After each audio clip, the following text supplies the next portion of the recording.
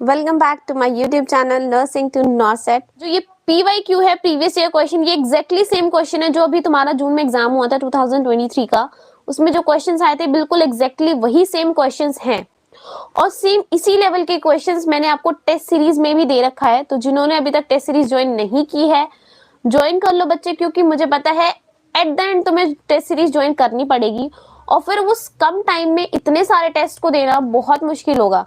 Better है कि अभी से टेस्ट सीरीज लो और अभी से क्वेश्चन की प्रैक्टिस करो, सो दैट लास्ट में जाके तुम्हारे ऊपर इतना सारा बर्डन और प्रेशर ना बना रहे। टेस्ट सीरीज कहाँ मिलेगी? तो टेस्ट सीरीज मैंने आपको बताया नर्सिंग टू नॉसेट, जैसा कि आप चैनल देख रहे हो यूट्यूब पे, सेम नर्सिंग टू नॉसेट आपका प्ले स्टोर पे ऐप है, उस ऐप को आप डाउनलोड कर सकते हो। उधर आपको बहुत सारे टेस्ट सीरीज मिलेंगे। एम्स BSc नर्सिंग हमारा मोस्ट ट्रेंडिंग टेस्ट सीरीज है। उसके अलावा भी हमारे पास RUHS, PGI चंडीगढ़ और अब UP BSc नर्सिंग के लिए अटल बिहारी वाजपेयी वाली, उनके टेस्ट आपको अलग से देखने को मिल। तो अब स्टार्ट करते हैं हम अपना मोस्ट अवेटिंग PYQ सीरीज। और मैं चाहूंगी कि क्वेश्चन दिखते ही आंसर आपका कमेंट सेक्शन में आ जाना चाहिए, वो ज्यादा अच्छा लगेगा अगर आप साथ के साथ आंसर करेंगे। तो चलिए स्टार्ट करते हैं। तो ये AIIMS BSc nursing last year 2023 हमारे पास 30 क्वेश्चंस है। सबको क्राइटेरिया मैं बता देती हूँ जिन लोगों को क्राइटेरिया अभी तक नहीं पता है। हमारे यहाँ पे ये है कि जो क्वेश्चन, एक क्वेश्चन का अगर आप सही आंसर दोगे तो उसमें आपको +1 मिलेंगे। अभी तक बच्चे मैंने क्वेश्चन बोलना स्टार्ट नहीं किया है। ओके, +1 मार्क्स मिलेंगे अगर आपने सही आंसर किया और माइनस हो जाएगा 0.33, यानी 1/3 नेगेटिव मार्किंग है। अगर तुम गलत आंसर दे रहे हो तो तुम्हारा जो टोटल बना था उसमें से पर क्वेश्चन -1/3 हो जाएगा। तो अगर आंसर नहीं आता तो लीव दैट क्वेश्चन। मैं बार बार रिपीट करती हूँ, अगर नहीं आता तो छोड़ दो क्वेश्चन को, तुक्के मत मारो, क्योंकि तुक्के मारोगे तो सही से ज्यादा तुक्के में गलत हो जाते हैं। तो जो तुम 100% श्योर हो सिर्फ और सिर्फ उस क्वेश्चन का आंसर करो। अगर नहीं आता तो क्वेश्चन छोड़ो, नेक्स्ट क्वेश्चन पे जाओ। जब टाइम तुम्हारे पास बच जाए एक्स्ट्रा तो फिर वापस उस क्वेश्चन को तुम रिव्यू कर सकते हो। बट फर्स्ट टाइम अगर कोई क्वेश्चन नहीं आ रहा है तो दूसरी बार पढ़ो, फिर भी नहीं आ रहा तो क्वेश्चन छोड़ दो वहीं के वहीं, ठीक है। ओके, चलते हैं question number 1। DNA fingerprinting given by. मैंने बताया है नेगेटिव मार्किंग अवॉइड करने के लिए क्वेश्चन को 2 बार पढ़ा करो और चारों के चारों ऑप्शंस पढ़ा करो, ठीक है। 4 ऑप्शन है तो 4 के 4 ऑप्शन पढ़ने हैं तुम्हें, उसके बाद ही तुम्हें आंसर टिक करना है। तो यहाँ पे हमारे पास 4 ऑप्शन हैं। First is Alec Jeffreys, second is Mendel, third is Crick Watson and fourth one is RH Whittaker. तो तुम्हारे को सही आंसर बताना है DNA फिंगरप्रिंटिंग किसने दी है। मैं बता दूं इस क्वेश्चन का राइट आंसर है ऑप्शन A। तो जिन लोगों ने एलेक्स जेफरी बताया है, वेरी नाइस, वेरी गुड। ये तुम्हारा एग्जैक्ट सेम क्वेश्चन है जो लास्ट ईयर आया है, ठीक है। अब मैं इस क्वेश्चन को टिक नहीं कर रही क्योंकि इसमें प्रॉब्लम आ रही है टिक करने में, ठीक है। तो मैं बता रही हूँ, इसको नोट डाउन कर लेना। फर्स्ट क्वेश्चन का आंसर है एलेक्स जेफरी और ये PDF आपको नर्सिंग टू नॉसेट के ऐप पे मिलेगी। इस PDF के अंदर आपको ये क्वेश्चन के साथ साथ सारे आंसर्स भी हैं। नीचे अगर मैं स्क्रॉल डाउन करूंगी एट द एंड सारे ऑप्शंस हैं। फर्स्ट क्वेश्चन का क्या आंसर होना चाहिए वो सारा नीचे इस PDF में है। तो ये PDF आपको नर्सिंग टू नॉसेट के ऐप पे मिल जाएगी। तो जिन लोगों ने अभी तक डाउनलोड नहीं किया डाउनलोड कर लेना, क्योंकि अब जितनी भी सीरीज आएगी पहले हम YouTube पे डिस्कस करेंगे, फिर बाद में कमेंट सेक्शन में आएगा मेरे पास, दीदी इसका PDF दे दो। तो इसका PDF आपको टेलीग्राम, व्हाट्सएप या यहाँ कहीं भी नहीं मिलेगा। इसका सीधा सीधा PDF आपको मिलने वाला है नर्सिंग टू नॉसेट ऐप पे। तो वहां जाके पहले ऐप डाउनलोड करो और ये PDF आपको वहीं मिलेगी, ठीक है। चलते next question second. Which of the following shows Easter cycle. जल्दी जल्दी करो क्योंकि हमारे पास ज्यादा टाइम नहीं है वेस्ट करने के लिए। हम फटाफट क्वेश्चन करेंगे और लेके चलना कि 30 सेकंड में एक क्वेश्चन तुम्हारा कंप्लीट हो जाना चाहिए। क्वेश्चन नंबर 2 आ गया स्क्रीन पे। विच of the following shows Easter cycle. 4 options हैं, मंकीज, ह्यूमंस, डॉग्स, एप्स। और मैं चाहूंगी सब लोग बिल्कुल करेक्ट आंसर दें क्योंकि ये बहुत इजी क्वेश्चन है। Dog is the right answer. जो ईस्टर साइकिल है वो नॉन पिरामिड्स एनिमल्स शो करते हैं और डॉग्स जो होते हैं वो नॉन पिरामिड्स में आते हैं। बाकी जो आपके मंकीज, ह्यूमंस और एप्स हैं ये सब के सब पिरामिड्स एनिमल होते हैं और इनमें हमारी जो साइकिल शो करते हैं ये मेंस्ट्रुअल साइकिल शो होती है एज लाइक ह्यूमंस, ठीक है। तो dog is the right answer. Question number 3 पे चलते हैं। अभी तक एलेक्स जेफरी के ऑप्शन आ रहे हैं भाई, हम सेकंड क्वेश्चन पे पहुंच गए हैं। ओके, क्वेश्चन नंबर 3 है Cellulose is a disaccharide molecule and is classified as a reducing sugar. Its monosaccharide is. अब यहाँ पे ना हिंदी मीडियम वाले बच्चे थोड़ा सा ऑब्जेक्शन लेके आएंगे कि हमारे को तो नहीं करा रहे हो, इंग्लिश में करा रहे हो। तो बच्चे इंग्लिश में आपको मैं अभी यहाँ पे लाइव से शेयर कर रही हूँ, बट आपको इसकी हिंदी में भी सेम पीडीएफ आपको मिलेगी नर्सिंग टू नॉसेट पे। तो जो लोग हिंदी मीडियम से बिलोंग कर रहे हैं तो बिल्कुल ये मत सोचना कि तुम्हारे लिए सीरीज नहीं है, सीरीज तुम्हारे लिए भी है, बट वो उसका पीडीएफ जो है वो आपको कहाँ पे मिलेगा, नर्सिंग टू नॉसेट ऐप पे, ठीक है। तो राइट ऑप्शन है हमारा ए, जो सेल्यूलोज है उसका जो मोनोसेक्राइड होता है, लाइक मोनोमर जो होता है वो होता है ग्लूकोज, ठीक है। नेक्स्ट चलते हैं क्वेश्चन नंबर 4 पे, और जल्दी से क्लास को शेयर देना सारे बच्चों के साथ और लाइक जरूर करना यार please. In which of the following type of plants parallel venation of leaf is found? Next question आ गया है, लास्ट क्वेश्चन के ऑप्शन मत दो, अब नेक्स्ट क्वेश्चन आपके स्क्रीन पे है। इनमें से कौन सा type of plant parallel venation of leaf में पाया जाता है, ठीक है। हमारे पास dicotyledonous plant, gymnosperms, monocot plants, both A and C. तो हमारे पास 4 ऑप्शन है, आपसे पूछा है पैरेलल वेनेशन ऑफ लीफ किस में पाया जाता है, तो राइट आंसर है आपका मोनोकोट प्लांट। जिन लोगों ने सी ऑप्शन करा है, वेरी गुड, वेरी नाइस, ठीक है। और अगर मैं पूछूं आपसे रेटिकुलर वेनेशन किस में पाया जाता है, तो वो हमारा पाया जाता है डाइकोट प्लांट्स में, ठीक है। नेक्स्ट क्वेश्चन पे चलते हैं, question number 5। Scientific name of mango is Mangifera indica. Out of the following from which family it belongs, ठीक है। मैंगीफेरा इंडिका सबको पता है मैंगो का साइंटिफिक नेम है। क्वेश्चन पूछ रहे हैं कि 4 ऑप्शंस हैं, उनमें से किस फैमिली से मैंगो बिलोंग करता है, ठीक है। तो हमारे पास 4 ऑप्शन है, ब्रासिकेसी, एनाकार्डिएसी, फैबिएसी और लैमिएसी, ठीक है। तो ये हमारे पास 4 ऑप्शन है, आप देख सकते हो। 4 ऑप्शन में से आपको बताना है कि जो मैंगो है वो किस फैमिली से बिलोंग करता है। Right answer is B, anacardiaceae. Very good, जिन लोगों ने आंसर एनाकार्डिएसी दिया है, वेरी वेरी वेरी गुड। चलते हैं नेक्स्ट क्वेश्चन पे, क्वेश्चन नंबर 6। इसका आंसर देखते हैं कितने बच्चे देते हैं। MOET helpful in herd improvement. Which of the following is correct full form of MOET? MOET तुम्हें दिख रहा होगा, जो 4 ऑप्शंस है ना उसमें से 3 ऑप्शंस जो है वो बिल्कुल MOET की फुल फॉर्म ही है, लेकिन उसमें से कौन से वाला हर्ड इंप्रूवमेंट के लिए यूज किया जाता है एग्जैक्ट, वो आपको फाइंड आउट करना है। First is multiple ova and embryo transfer technology, second is multiple ovulation embryo transfer, third is multiple ovulation extract technique, okay, and the D option is none of these. कई बार हम ऐसा सोचते हैं none of these तो कभी किसी का आंसर हो नहीं सकता, लेकिन ऐसा मत सोचना, बहुत बार ऐसा हो जाता है, ठीक है। B is the right answer, multiple ovulation embryo transfer. तो जिन लोगों ने बी आंसर दिया है, वेरी गुड। ए जो बीच में ला रहे हो प्लीज बी मत लेके आओ, राइट आंसर आपका बी है, multiple ovulation embryo transfer, okay. चलते हैं next question number 7। Which of the following is not a stage of Calvin cycle. जब भी ऐसा क्वेश्चन आता है तो ये जो तुम्हें नॉट दिख रहा है ना, या करेक्ट इनकरेक्ट वर्ड होते हैं, इस वर्ड को हाईलाइट करके रखना, क्योंकि नॉट पूछा है। 4 ऑप्शन में से ना 3 ऑप्शंस जो होंगे वो केल्विन साइकिल के स्टेजेस हैं, बट एक जो है वो उसका स्टेज नहीं है, और वो तुम्हें फाइंड आउट करना है कौन सा स्टेज है जो केल्विन साइकिल में नहीं आता। और बी और सी में बहुत सारे बच्चे कंफ्यूज्ड हैं कि ऑक्सीडेशन होना चाहिए या रिडक्शन होना चाहिए। तो मैं तुम्हें बता दूं, जो 3 स्टेप हैं, carbon fixation, reduction and regeneration, ठीक है, ये 3 स्टेजेस जो है वो केल्विन साइकिल की स्टेजेस हैं, एक्सेप्ट ऑक्सीडेशन स्टेज। तो ऑक्सीडेशन केल्विन साइकिल में नहीं आता है, ठीक है। तो बाकी की 3 चीजें आपकी केल्विन साइकिल में। अगर ऐसे क्वेश्चन का आंसर तुम तभी दे पाओगे जब तुम्हें पता होगा कि केल्विन साइकिल की स्टेजेस होती क्या है। इसलिए मैं बोलती हूँ हमेशा से एनसीईआरटी अच्छे से पढ़ा करो, उसकी हर एक चीज अच्छे से याद रखा करो। नेक्स्ट चलते हैं क्वेश्चन नंबर 8 पे। Which of the following is the characteristic feature of animal kingdom?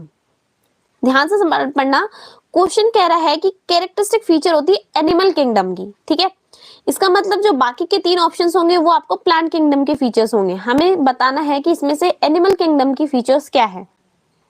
Okay, here are the options. Presence of plastics, absence of cell wall, large central vacuole. D option is both A and B. Good, जिन लोगों ने absence of cell wall बोला है, क्योंकि cell wall हमारे plant kingdom के अंदर, plant kingdom की करेक्टरिस्टिक फीचर होता है सेल वॉल का होना। प्लास्टिड्स भी हमारे सेल प्लांट सेल्स में पाए जाते हैं, और large central vacuole, single vacuole होता है हमारे प्लांट सेल्स में, जबकि हमारे एनिमल सेल्स में छोटे छोटे वैक्यूल्स होते हैं। ठीक है, ओके, तो राइट आंसर बी है। क्वेश्चन नंबर 9 पे आते हैं, विच of the following organism produce statins. एक चैप्टर है हमारे बायो के अंदर, माइक्रोब्स इन ह्यूमन वेलफेयर। इस चैप्टर से ना ऐसे 3-4 क्वेश्चंस आ जाते हैं आपके। तो एक क्वेश्चन यहाँ पे आपको दिख रहा है कि ये लास्ट ईयर आया आपका, मतलब इस जून में 2023 जो एग्जाम हुआ है, जो the following organism produce statins.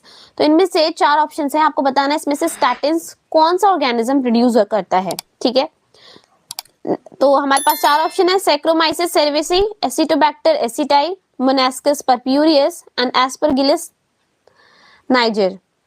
Right answer मैं बता दूं, यहाँ पे राइट आंसर है मोनास्कस परप्यूरियस, बट मैं आप लोगों से ये जानना चाहती हूँ सैक्रोमाइसिस सेरेविसी जो मेरा फर्स्ट ऑप्शन है, ये क्या प्रोड्यूस करता है?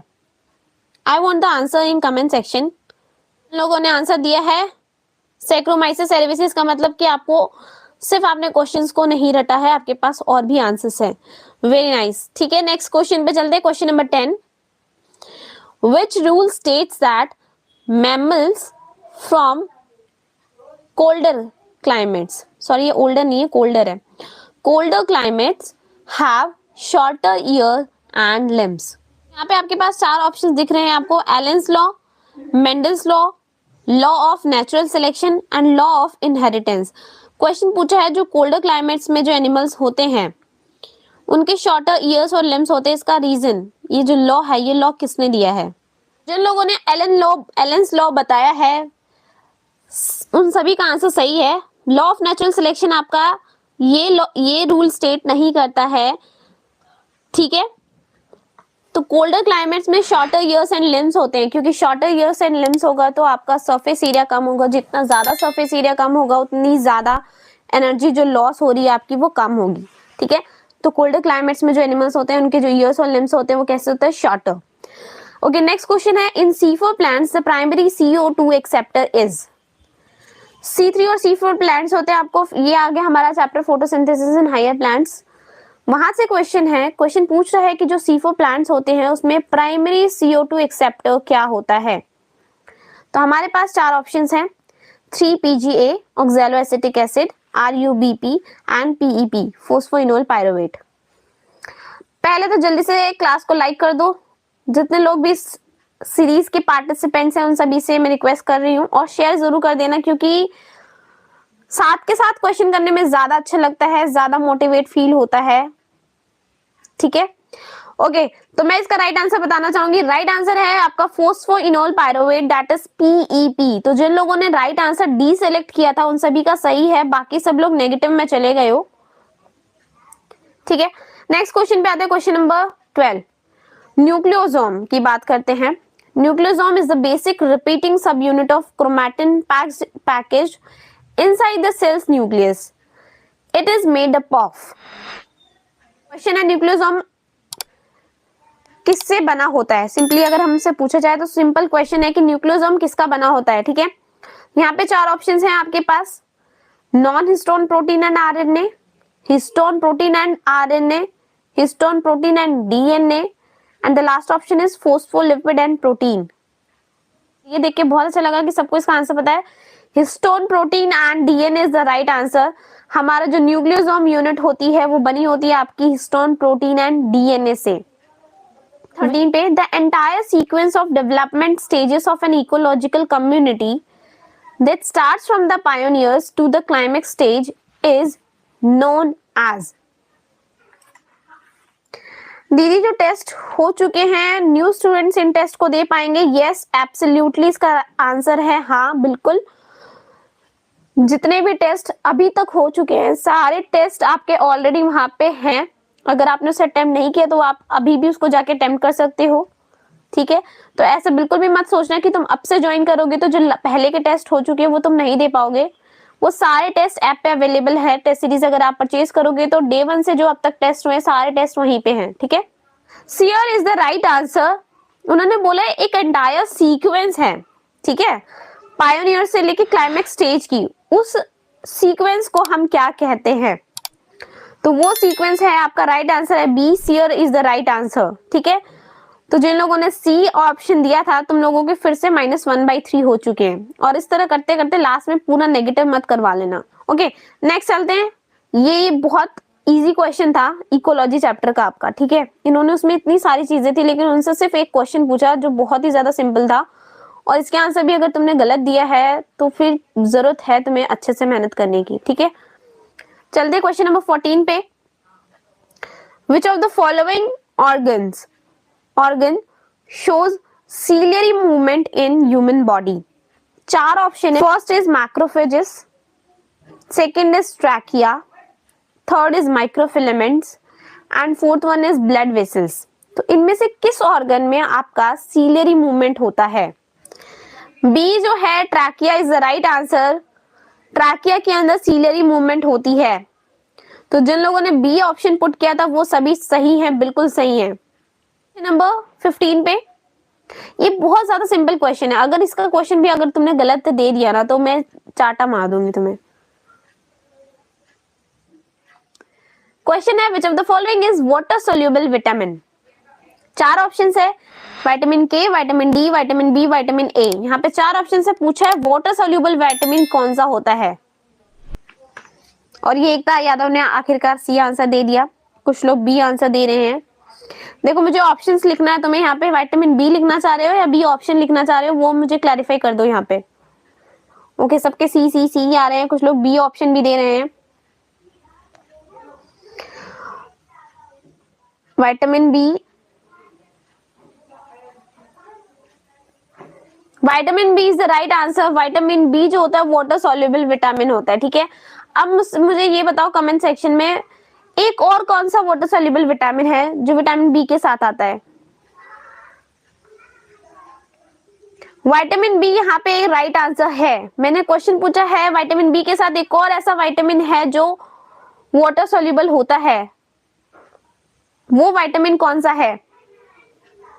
Vitamin C, very good. तो विटामिन बी और विटामिन सी सिर्फ ये दो ही विटामिन होते हैं जो आपके वाटर सोल्यूबल होते हैं, इसको छोड़ के बाकी सारे आपके होते हैं फैट सोल्यूबल विटामिन, ठीक है। ओके, चलते नेक्स्ट क्वेश्चन नंबर 16 पे। 97% of oxygen is transported by. Options है हमारे पास आरबीसी, प्लाज्मा, प्लेटलेट्स और नन।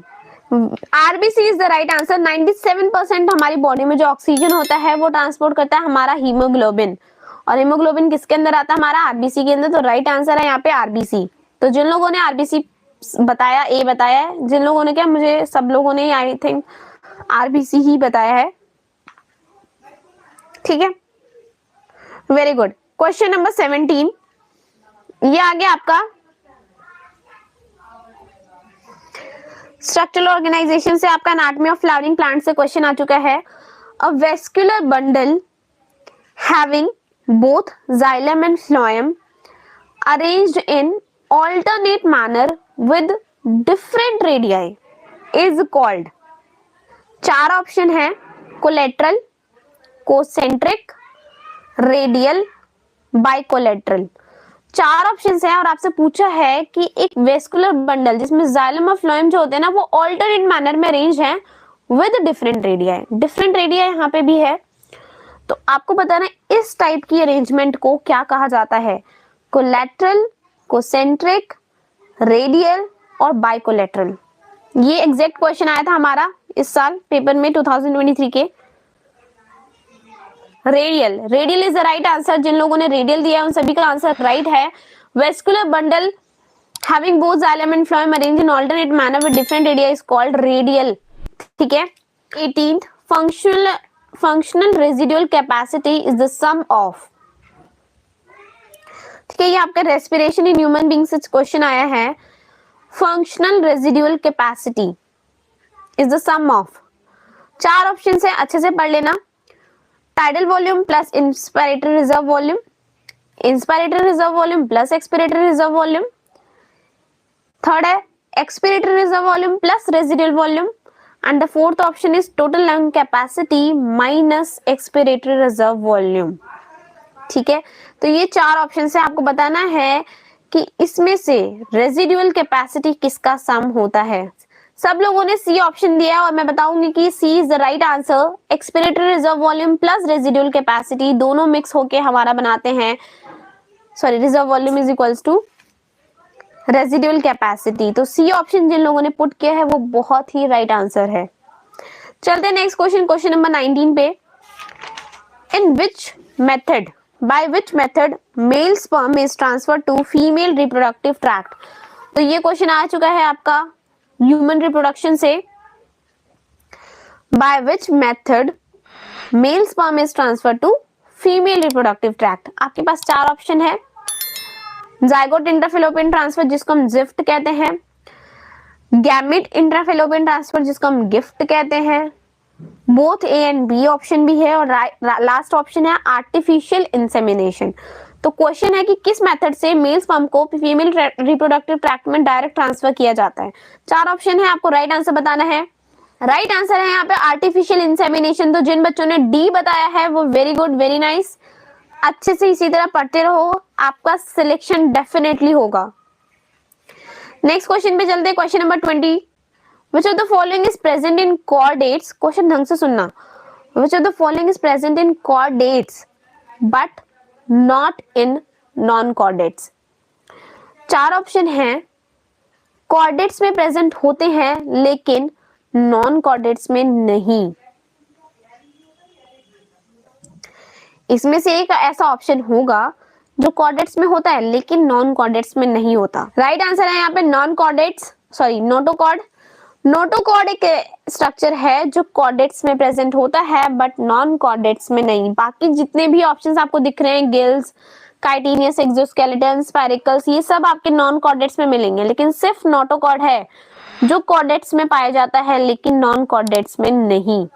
ठीक है, तो ये आपका क्वेश्चन था एनिमल किंगडम से। ठीक है, नंबर 21।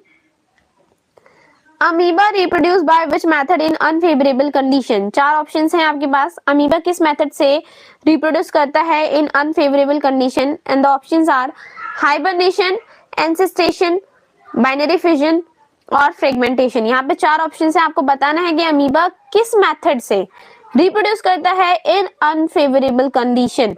चार ऑप्शन दिख रहे हैं आपको, hibernation, encystation, binary fission and fragmentation. Okay, बहुत सारे बच्चे तो बाइनरी फिजन आंसर देंगे क्योंकि उन्होंने बचपन से यही पढ़ा है कि अमीबा में बाइनरी फिजन के थ्रू रिप्रोडक्शन होता है। तो बाइनरी फिजन के लिए तुम्हारा यहाँ पे क्वेश्चन ढंग से पढ़ो। उन्होंने पूछा है अनफेवरेबल कंडीशन में। अनफेवरेबल कंडीशन में वो किस मेथड से रिप्रोड्यूस करता है? बाइनरी फिजन वो नॉर्मल कंडीशन में रिप्रोड्यूस करता है। अनफेवरेबल कंडीशन में अमीबा रिप्रोड्यूस करते हैं बाय रिलीजिंग देयर स्पोर्स, और इस प्रोसेस को कहते हैं हम एनसिस्टेशन। Very good. तो जिन लोगों ने आंसर दिया है बी एनसिस्टेशन, वो राइट आंसर है। B is the right answer, encystation. It means they produce by releasing spores in unfavourable condition. Binary fission तब होता है जब उनके पास नॉर्मल कंडीशंस होती हैं। ठीक है, तो मैं आप सभी लोगों को बोल रही हूँ, प्लीज जिस तरह तुम अपना सारा एंथुसियाज्म यहाँ दिखाते हो बायो के लिए, फिजिक्स और केमिस्ट्री में भी दिखाओ, क्योंकि तुम्हारा जो स्कोरिंग चैप्टर है, स्कोरिंग सब्जेक्ट है तुम्हारा बायो। लेकिन अगर तुम फिजिक्स केमिस्ट्री को इंपॉर्टेंस नहीं दोगे, उसके क्वेश्चन सॉल्व नहीं करोगे, तो वहीं पे तुम अपना एक अच्छा कॉलेज इन फ्यूचर जो मिलने वाला है, एक अच्छा करियर, वो वहीं तुम्हारा ड्रॉप हो जाएगा। ठीक है, तो अगर तुम बायो को दे रहे हो इंपॉर्टेंस, तो केमिस्ट्री और फिजिक्स को भी दो प्लीज। प्रिपरेशन सिर्फ बायो से नहीं होगी, 30 क्वेश्चन बायो के आएंगे तो 30 फिजिक्स और 30 केमिस्ट्री के भी आएंगे। तो प्लीज अगर तुम बायो पढ़ रहे हो, बायो सबको आती है, सारे बच्चे बायो के 25 से ज्यादा सही क्वेश्चन करके आएंगे, लेकिन बच्चे सिलेक्शन उसी का होगा जो केमिस्ट्री और फिजिक्स के अंदर स्कोर करके आएगा। ठीक है, चलते हैं question number 22। By which process bacterial and fungal enzymes degrade detritus into simple inorganic substances? चार ऑप्शन है, फ्रेगमेंटेशन, डिकम्पोजिशन, कैटाबॉलिज्म, लीचिंग। चार ऑप्शन है, इसमें से पूछा है कौन से मेथड, कौन सा ऐसा मेथड है या कौन सा प्रोसेस है जिसमें बैक्टीरियल एंड फंगल एंजाइम्स जो होते हैं वो सिंपलर सब्सटेंसेस में कन्वर्ट कर देते हैं डिट्राइटिस को। और मैं बताना चाहूंगी यहाँ पे आपके पास डिकम्पोजिशन के 5 स्टेप होते हैं। Can you name them? क्या बता सकते हो 5 स्टेप कौन से होते हैं इन सीक्वेंस? फर्स्ट स्टेप होता है हमारा डिकम्पोजिशन में फ्रेगमेंटेशन, देन हमारी होती है लीचिंग, फिर कैटाबॉलिज्म होता है, कैटाबॉलिज्म के बाद ह्यूमिफिकेशन होता है, देन आफ्टर मिनरलाइजेशन। तो ये 5 स्टेप होते हैं आपके सीक्वेंस में, ये सीक्वेंस याद रखना। इस बार ये क्वेश्चन पूछा है कि कौन से प्रोसेस से होता है। नेक्स्ट में भी ऐसा हो सकता है आपके टाइम पे क्वेश्चन ये आ जाए कि पांचों स्टेप्स को सीक्वेंस में अरेंज करो, ठीक है। तो पांचों स्टेप्स को सीक्वेंस में कैसे अरेंज करेंगे? फर्स्ट पे आएगा fragmentation, then leaching, then catabolism, then humification and finally mineralisation.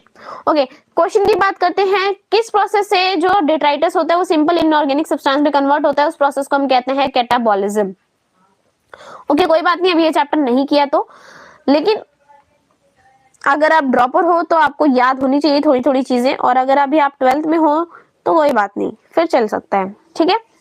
तो इस क्वेश्चन का राइट आंसर है कैटाबॉलिज्म। कैटाबॉलिज्म एक ऐसा प्रोसेस है जिसमें जो आपके बैक्टीरियल फंगल एंजाइम्स हैं वो डिट्राइटिस को इनऑर्गेनिक में कन्वर्ट कर देते हैं, ठीक है, कैटाबॉलिज्म में।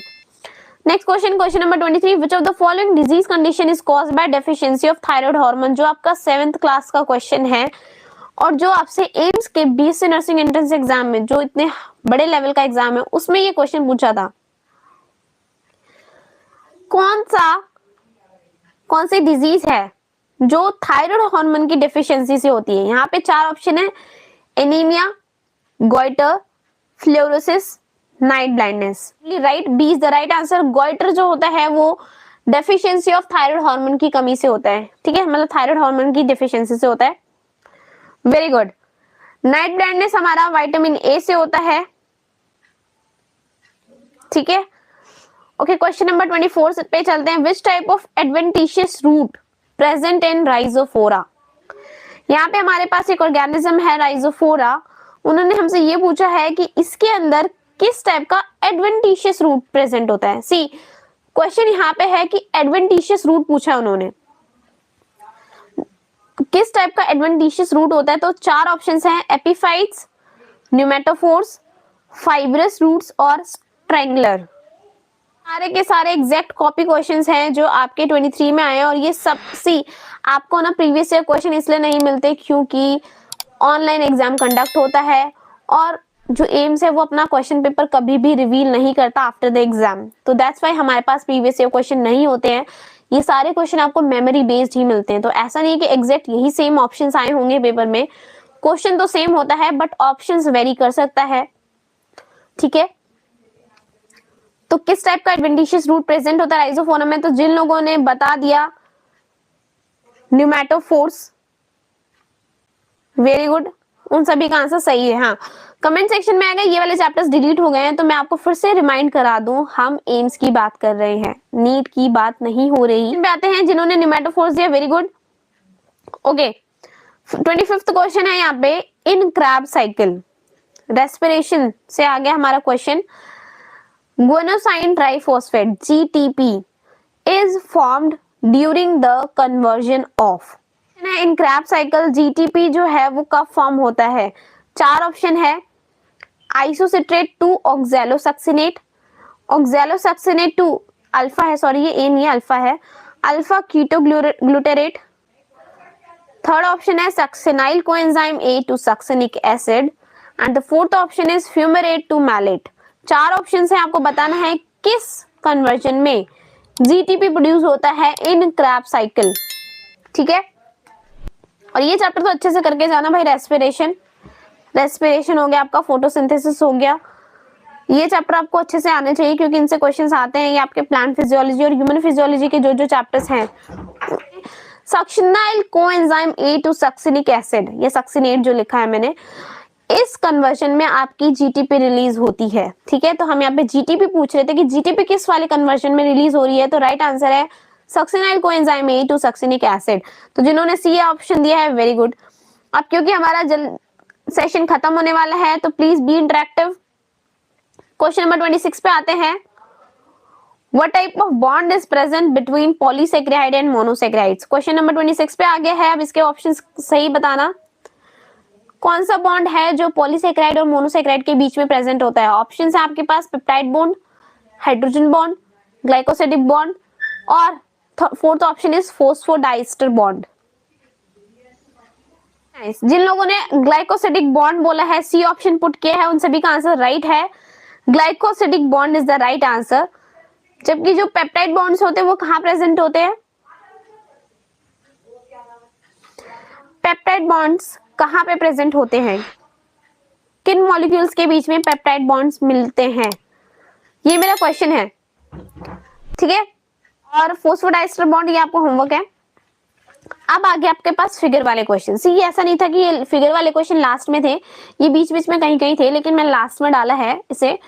तो यहाँ पे क्वेश्चन है कि जो फिगर है उसमें आपको ए बी सी दिख रहा है, तुम्हें आइडेंटिफाई करना है कि ये ए बी और सी क्या है, ठीक है। तो विदाउट ऑप्शन देखे क्या तुम बता सकते हो ये ए बी सी क्या होगा? ये हम एक्टिन फिलामेंट की बात कर रहे हैं। एक्टिन फिलामेंट के अंदर 3 स्ट्रक्चर्स हैं, ए बी एंड सी। तुमसे पूछा गया है कि ये ए बी और सी को आइडेंटिफाई करना है। What is A, what is B and what is C in this structure.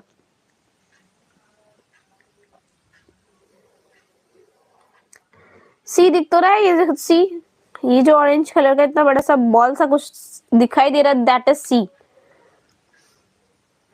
Actin filament की बात हो रही है, मैं फिर से बता दूं, एक्टिन फिलामेंट के अंदर आपका ये स्ट्रक्चर जो एक्टिन फिलामेंट का है, यहाँ पे आपके 3 स्ट्रक्चर्स दिख रहे हैं, ए बी एंड सी।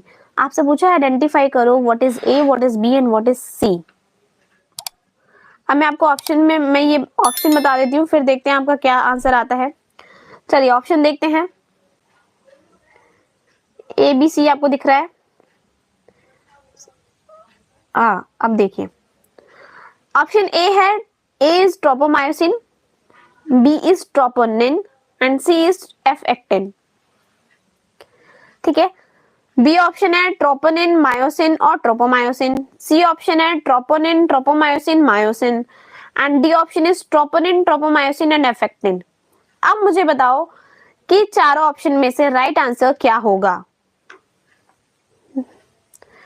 ओके, मैं ऑप्शंस को पहले आपने इमेज को क्लियर से देख लो। ए बी सी यहाँ पे क्या है दिख गया। नेक्स्ट देखो अब ऑप्शंस पे, ऑप्शंस क्या हैं आपके पास।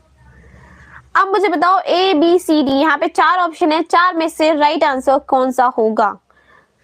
राइट आंसर आपका यहाँ पे डी है, troponin, tropomyosin and F actin, ठीक है। जो आपका ए बी सी स्ट्रक्चर है वो ट्रोपोनिन, ट्रोपोमायोसिन और जो सी है वो आपका एफ एक्टिन है, ठीक है। डोंट वरी, अभी किसी को अगर कोई भी कंफ्यूजन है तो आपको ये पीडीएफ नर्सिंग टू नॉसेट ऐप पे मिल जाएगी, वहां से अपना सारा डाउट क्लैरिफाई कर लेना। विद आंसर्स आपको ये पूरी की पूरी पीडीएफ मिलेगी, तो बिल्कुल भी कंफ्यूजन मत रखना अभी। नेक्स्ट चलते हैं क्वेश्चन नंबर 28। ये तो सबको आता होगा, ये हमारा चैप्टर है, ठीक है। यहाँ से सिर्फ एक क्वेश्चन आया है ग्राफ को लेके। ग्राफ है आपका इंटरनल लेवल और एक्सटर्नल लेवल को लेके, ठीक है। ग्राफ में आपको बताना है कि जो 1, 2 एंड 3 है वो क्या है। 1, 2 एंड 3 आपके पास 3 ग्राफ के अंदर 3 आपको लाइंस दिख रही हैं। आपको आइडेंटिफाई करना है कि ये 3 लाइंस क्या क्या कहलाई जाती है, इंटरनल लेवल और एक्सटर्नल लेवल। अब मुझे पता अभी किसी का आंसर नहीं आ रहा क्योंकि किसी को ऑप्शन ही नहीं पता होगा कि ये रिलेटेड किस चैप्टर से है। तो यही चीज आपको स्ट्रॉन्ग करनी है, आपको क्वेश्चन देख के पता हो जाना चाहिए कि किस चैप्टर का क्वेश्चन है और इसके ऑप्शंस क्या क्या हो सकते हैं, ठीक है। चलो, यहाँ पे आपको एक बिल्कुल स्ट्रेट लाइन दिख रही है, ठीक है, कांस्टेंट। इंटरनल लेवल और एक्सटर्नल लेवल पे एक कांस्टेंट लाइन दिख रही है कि आप इंटरनल लेवल एक्सटर्नल कुछ भी बढ़ाओ बट इंटरनल लेवल कांस्टेंट ही रहेगा, लाइक अस जो ह्यूमंस होते हैं, जिनको हम वार्म ब्लडेड एनिमल्स कहते हैं। बाहर का टेम्परेचर कितना भी बढ़ाओ, अंदर का जो 37 डिग्री मेंटेन है वो मेंटेन ही रहेगा। Wow, this is so amazing कि आप लोगों को ये आंसर पता है। मेरी बहुत सारे 4-5 बच्चों ने ये आंसर दे दिया, इसका मतलब आपने ये चैप्टर पढ़ा है। Very good. तो यहाँ पे आपके पास 4 ऑप्शंस हैं, conformer, partial regulators and regulators. B option है partial regulators, regulators and conformers. ठीक है, तो ये जो लाइन दिख रही है आपको, ये लाइन किससे मैच हो रही है? मैंने आपको बताया जो बिल्कुल पैरेलल टू एक्सटर्नल लेवल है वो हमारे होते हैं रेगुलेटर्स। ठीक है, इकोलॉजी से रिलेटेड है। Very good, very good. तो राइट ऑप्शन है आपका इसमें ऑप्शन नंबर सी, देख सकते हो आप, जिसमें रेगुलेटर सेकंड नंबर पे है। पार्शियल रेगुलेटर का मतलब होता है कि कुछ हद तक वो रेजिस्ट करते हैं, उसके बाद मेंटेन कर लेते हैं। ठीक है, and the first is conformers. तो राइट आंसर आप सभी का सी होगा। वेरी गुड, जिन्होंने सी बताया है, सी जो है वो राइट ऑप्शन है।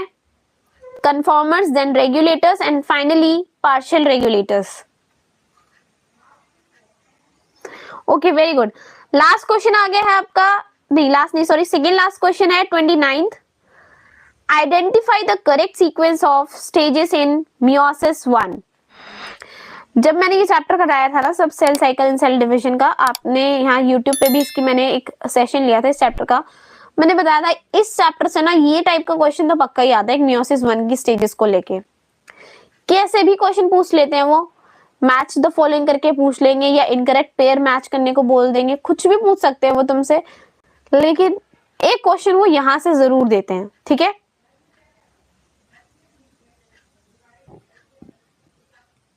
तो आपसे पूछा जा रहा है राइट ऑप्शन क्या है, मियोसिस 1 की जो सीक्वेंस है वो सही सीक्वेंस में कौन सा ऑप्शन अरेंज्ड है। ठीक है, हमें पता है 5 स्टेजेस होती है इसकी, लेप्टोटीन, ज़ाइगोटीन, पैकाइटीन, डिप्लोटीन, डाइकेनेसिस करके 5 स्टेजेस हैं, उनको सीक्वेंस में अरेंज करना है। ओके, यहाँ पे तन्नू यादव ने क्वेश्चन पूछा और पूछ रहे मेरा डाउट, डी मैं 11th में हूँ अभी, तो अभी से एम्स बीएससी नर्सिंग का प्रिपरेशन कैसे करूँ?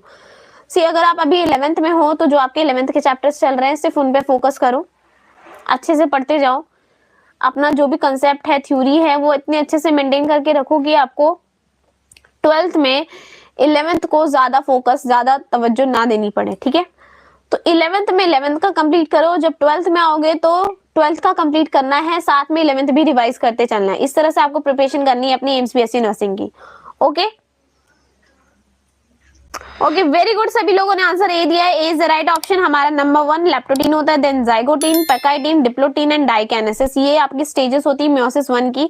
यहाँ पे सिर्फ नाम लिखें, आपको ये भी पता होना चाहिए इन सारे स्टेजेस के अंदर क्या होता है, क्योंकि जब मैच द फॉलोइंग क्वेश्चन आएगा आपका पेपर में तो आपको मैच करके बताना पड़ेगा कि इस फेज में ये होता है, इस फेज में ये होता है। ठीक है, लास्ट क्वेश्चन आ गया है 30 और इसके बाद आपका फिजिक्स का सेशन आएगा। तो बी रेडी, सारे फॉर्मूले जो अब तक तुम्हें याद है एक बार रिवाइज करके आना। मैं तुम्हें टाइम दूंगी सॉल्व करने का, बट इतना ज्यादा टाइम नहीं मिलेगा क्योंकि हमें 30 क्वेश्चंस कवर करने हैं। ओके, तो क्वेश्चन है the given diagram shows microsporangium of a mature anther, identify A, B and C. मुझे लगता नहीं कि मुझे इसका ऑप्शन देने की जरूरत है, तो विदाउट ऑप्शन आप मुझे आंसर इसका दे सकते हैं क्योंकि अब तक इतना तो कवर कर लिया होगा। ओके, तो यहाँ पे आप देख सकते हो option number C, A is endothecium, B is middle layer and C is tapetum. तो C is the right answer. तो जिन लोगों ने ये सीक्वेंस में बताया है उन सभी का answer very nice, very good. Okay, तो अभी एंड करते हैं अपना सेशन यहाँ पे पीवाईक्यू का, बायो का। जिस तरह भी बायो का है, फिजिक्स और केमिस्ट्री और जीके का भी बहुत जल्दी होने वाला है और 23 के खत्म करने के बाद हम 22 का स्टार्ट करेंगे। इसका पीडीएफ आपको ऐप पे मिल जाएगा, तो प्लीज पैनिक मत होना। जिन्होंने अभी गलत आंसर्स दिए उनको ये नहीं लगना बिल्कुल भी कि तुम्हें कुछ नहीं आता, आता है तुम्हें भी, बस थोड़ी सी रिवीजन की जरूरत है। ठीक है, ऑल द बेस्ट। इसी तरह पढ़ते रहो और बिल्कुल भी अपने माइंड को डिस्ट्रैक्ट मत करना, क्योंकि एक बार जो चीज चली गई ना वो वापस नहीं आएगी। ठीक है, बाय बाय, टेक केयर।